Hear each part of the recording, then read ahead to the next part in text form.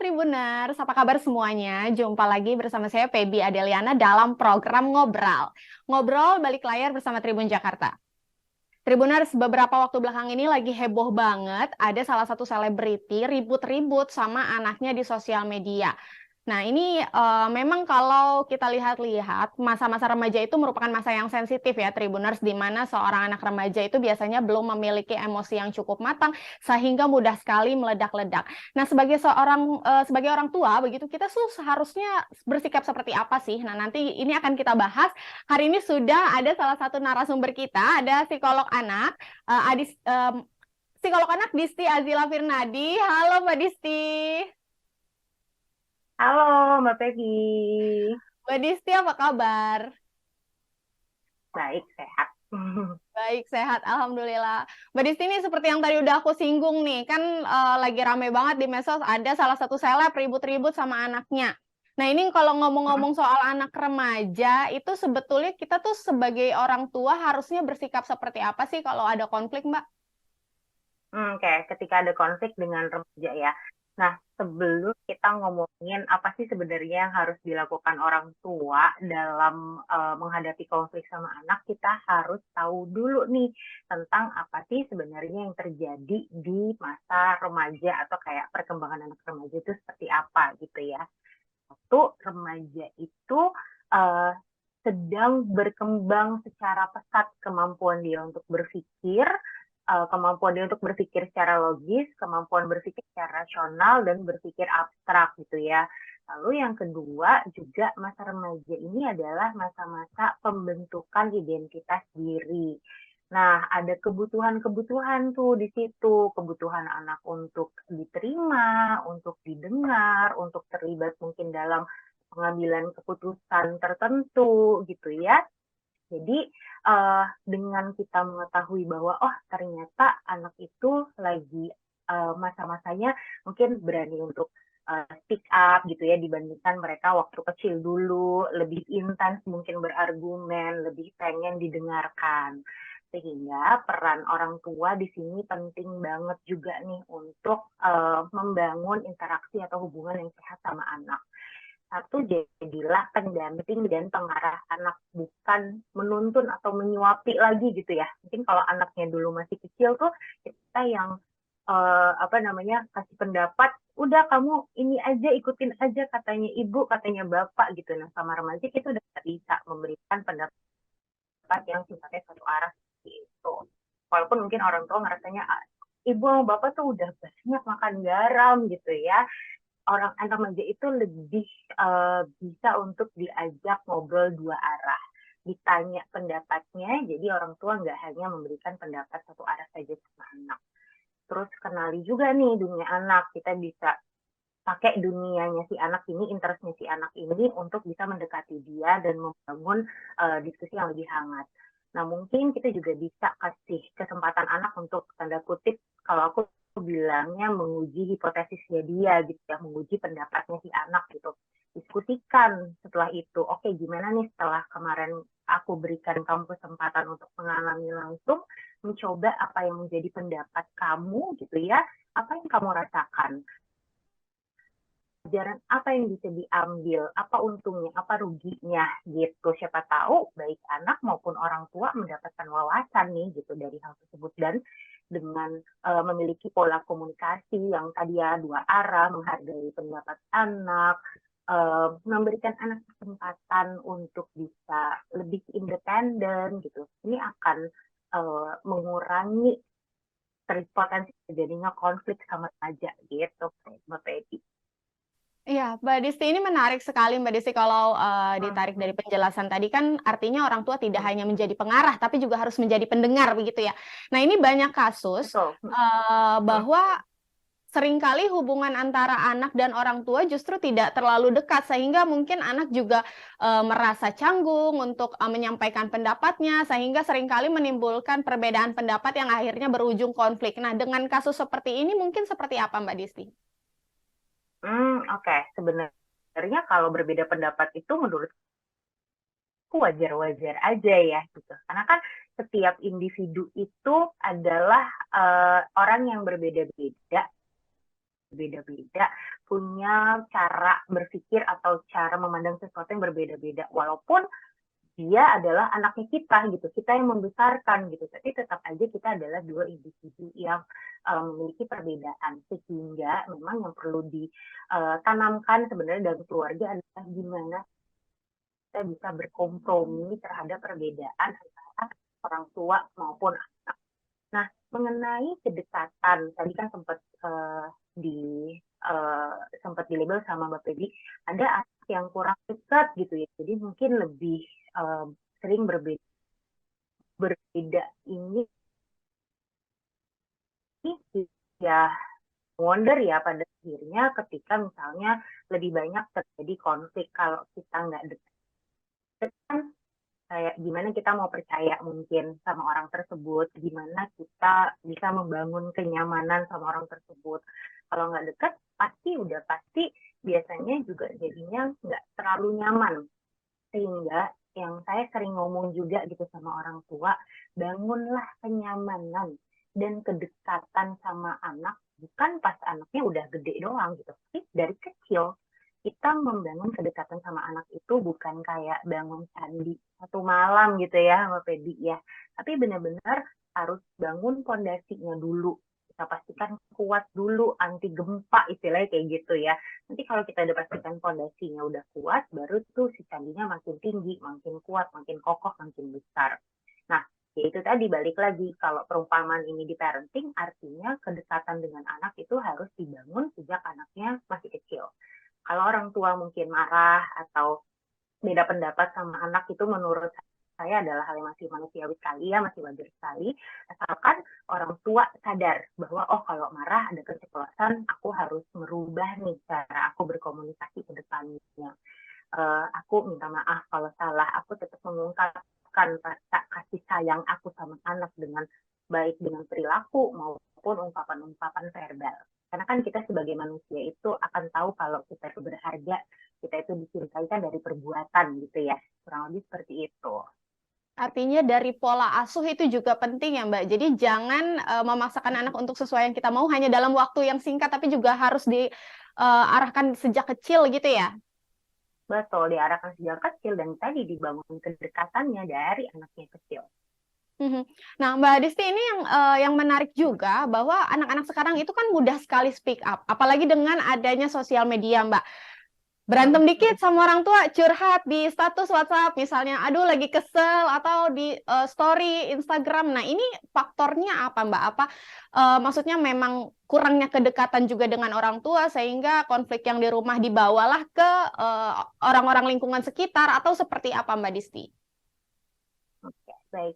Iya, remaja yang tumbuh di era sekarang ini kan tech savvy gitu ya. Mereka udah deket banget sama gawai, sama gadget, sama handphone, media sosial gitu. Dan media sosial ini kan memang merupakan salah satu fasilitas bagi individu untuk bisa mengekspresikan dirinya. Nah, tapi sebenarnya ketika kita mengungkapkan perasaan lewat media sosial, misalnya tadi kayak update status atau kita pasang di Instagram gitu ya.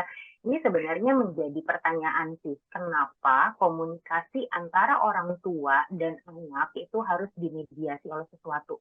Which is dalam hal ini dimediasi oleh media sosial gitu ya. Artinya perlu dievaluasi lagi nih pola kelekatan antara orang tua dan anaknya seperti apa.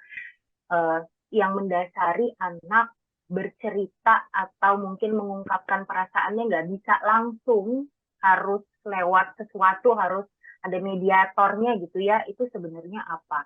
Apakah memang dia sebenarnya pengen perasaannya diketahui sama orang tuanya, tapi bingung gimana cara mengungkapkan ya, atau justru takut gitu ya ketika mengungkapkannya, padahal pengen banget nih didengar.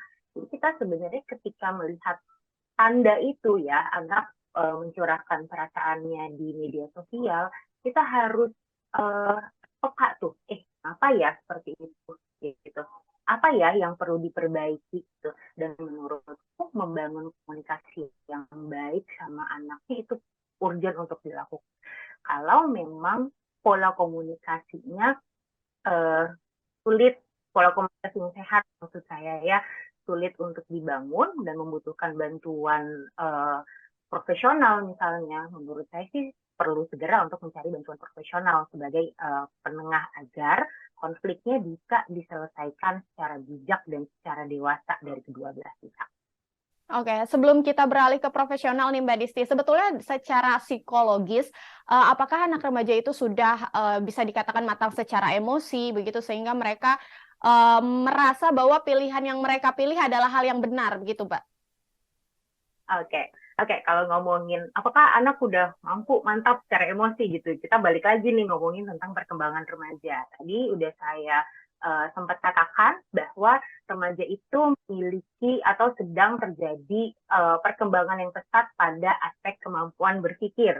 Begitu pula juga dengan dorongan-dorongan yang kuat gitu ya, emosi mungkin yang menggebu-gebu gitu ya, sebagai jiwa muda punya banyak ide, punya banyak perasaan gitu ya, ingin ditunjukkan.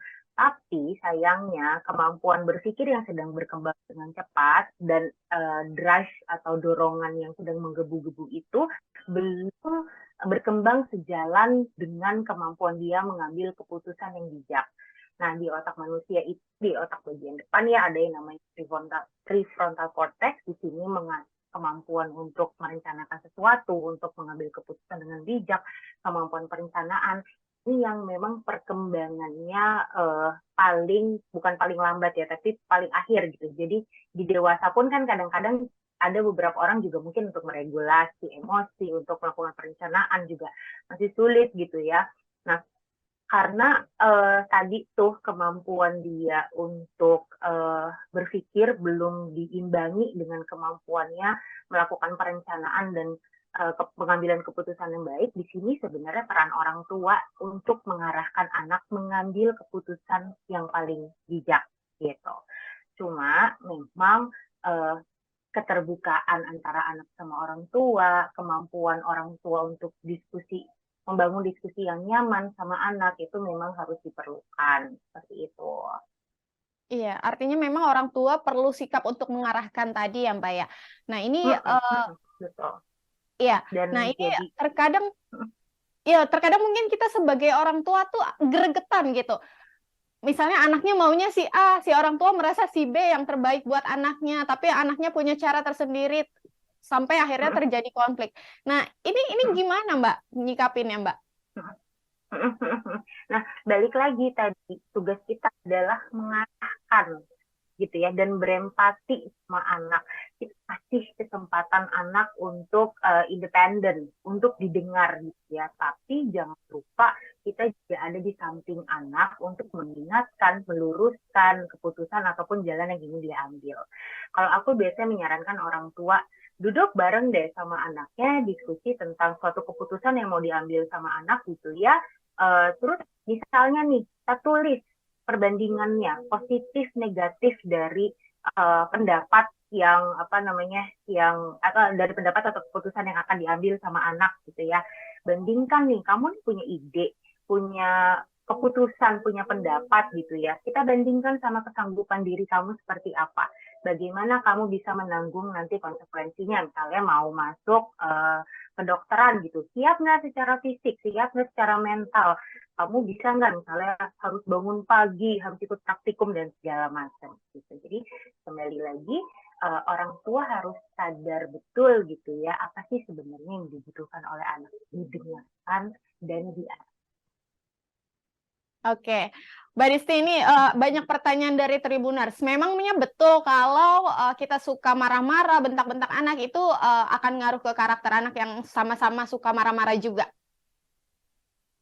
Ini maksudnya kalau kita orang tua gitu suka marah-marah, apakah berpengaruh sama karakter anak gitu ya? Oke, Betul. iya. Terima kasih pertanyaannya. Nah, pada dasarnya kan sebenarnya anak itu mengikuti dan mencontoh apa yang dia lihat di lingkungan sekitarnya. Lingkungan rumah, salah satunya orang tua sebagai pengasuh utama ya, itu kan adalah contoh utama, guru pertamanya anak. Kalau ketika misalnya ada masalah, orang tuanya marah-marah, anaknya bikin salah orang tuanya marah-marah, bentak, misalnya gitu ya, yang direkam anak adalah, oh menyelesaikan masalah adalah dengan marah-marah. Jadi besok-besok, kalau teman saya salah, ya udah saya marah-marah aja, saya bentak-bentak aja. Karena anaknya nggak punya contoh gimana caranya menyelesaikan konflik dengan benar, dengan efektif, selain dari tadi bentak itu. Gitu. Jadi kalau ditanya apakah iya kalau orang tua yang marah-marah anaknya juga akan marah-marah, kemungkinan besar karena contohnya hanya orang tua mungkin aja. Walaupun yang namanya dalam perkembangan anak faktor itu macam-macam ya Mbak Febi dan teman-teman semua gitu. Jadi belum tentu karena orang tuanya marah-marah anaknya juga pasti marah-marah.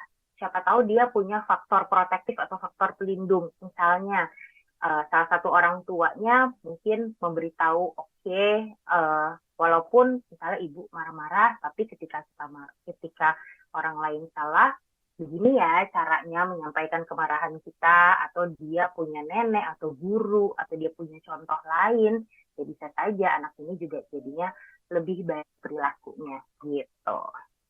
Baik. Nah, Mbak Adisti ini ketika tadi seperti yang sudah dibilang tidak mungkin kurangnya kedekatan antara anak dan orang tua sampai-sampai ketika terjadi konflik justru anak lebih nyaman ke dunia luar ketimbang sama orang tuanya sendiri. Nah, ini kalau kita lihat dari contoh kasus misalnya ada salah satu seleb yang ribut sama anaknya, anak sama orang tua sama-sama nggak mau ngalah. Nah, ini kalau udah begini harus gimana? Oke. Kalau orang tua sama anak sama-sama nggak mau ngalah. Nah, untuk orang tuanya ya mengalah ini dalam artian yang positif ya, maksudnya menerima apa yang mungkin memang benar gitu dari pendapat anak gitu. Itu sebenarnya juga perlu loh kita contohkan gitu. Kemampuan menerima pendapat anak, kemampuan mendengarkan anak gitu ya. Anak nggak mau ngalah, jangan-jangan mungkin karena selama ini juga nggak punya kesempatan untuk diakui ataupun diterima. Dan dia juga nggak punya contoh gitu ya untuk gimana sih mendengarkan orang lain, gimana sih berempati terhadap pendapat atau pandangan orang lain. Ketika kita menjadi orang tua, kita udah harus sadar dengan tanggung jawab dan konsekuensi kita bahwa kita ini adalah pembimbing, pengajar, dan pemberi contoh buat anak. Kasih contoh sama mereka gimana sih caranya berkomunikasi dengan baik, cara menyampaikan pendapat dengan baik, cara bernegosiasi sama orang tua gitu ya, atau sama orang lain, cara mengelola emosi. Nah, kalau dirasa diri kita juga sebenarnya punya kesulitan dalam memiliki kemampuan-kemampuan atau keterampilan tadi, mungkin memang ada sesuatu dalam diri kita yang memang perlu ditingkatkan lagi, kualitas diri kita gitu ya. Tapi hubungan orang tua anak itu yang memang dua arah dan harus diusahakan dua-duanya gitu ya. Terlebih lagi mungkin untuk anak-anak yang sudah beranjak remaja atau dewasa, sulit sih memang rasanya ketika kita juga ngerasa kok saya pendapatnya nggak pernah diterima ya gitu. Jadi saya terus-terusan mempertahankan atau memperjuangkan pendapat saya gitu. Tapi kan akan menjadi konflik yang lebih besar lagi ketika ini dua-duanya nggak bisa meredam. Nah dari sisi anaknya mungkin terlebih lagi anak yang sudah lebih beranjak dewasa gitu ya, mungkin kita juga bisa berempati kali ya. Kita lihat dari sisi orang tua kita, kenapa sih orang tua kita juga mungkin sulit mengalah gitu ya. Jangan memang ada isu ataukah mungkin kita lebih punya privilege gitu. Orang tua dulu mungkin nggak terlalu tahu ilmu tentang parenting atau cara meregulasi diri. Nah, kita dengan internet dan segala macam udah tahu caranya. Oh, jadi kita bisa lebih baik nih dalam mengelola diri seperti itu.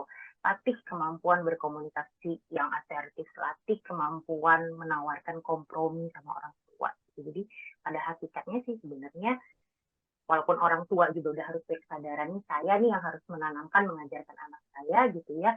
Anak juga mungkin perlu belajar untuk berempati dengan orang tuanya dan melatih kemampuan-kemampuan komunikasi yang baik gitu.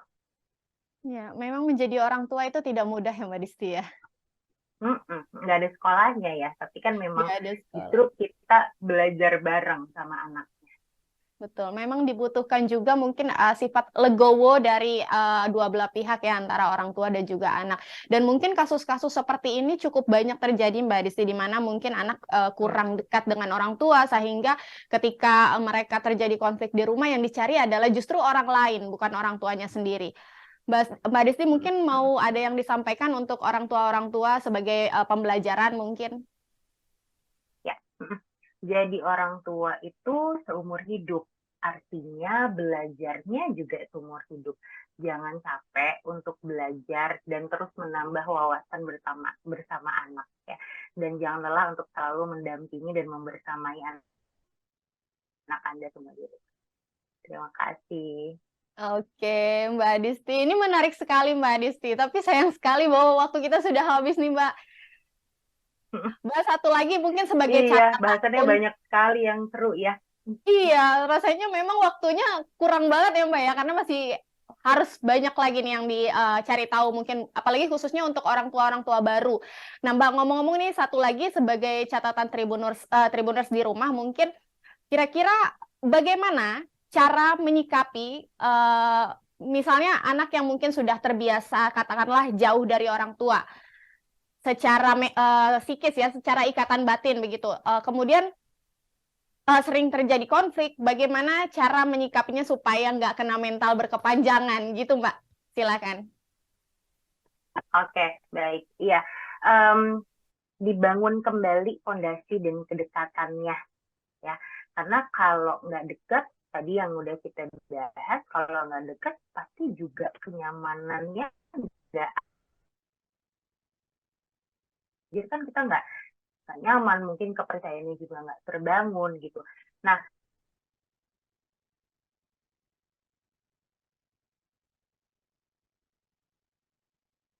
dekat gitu. Dari kecil memang nggak dekat antara orang tua sama anaknya. Mungkin jika memang membutuhkan bantuan profesional, bisa dikonsultasikan sehingga penanganannya bisa tepat. Karena setiap kasus itu juga memiliki faktor risiko maupun cara penanganan yang berbeda-beda.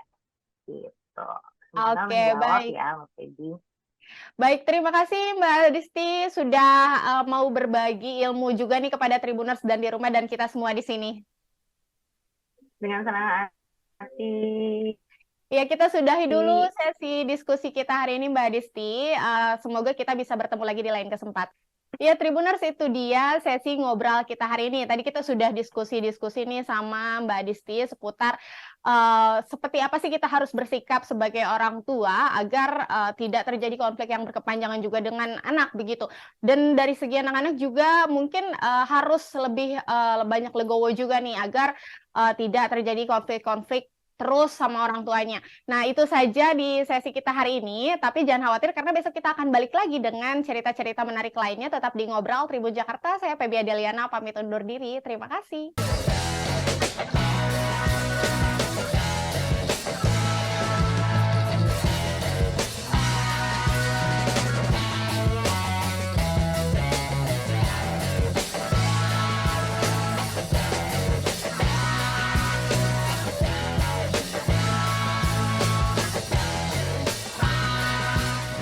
Dan juga ya ini tapping.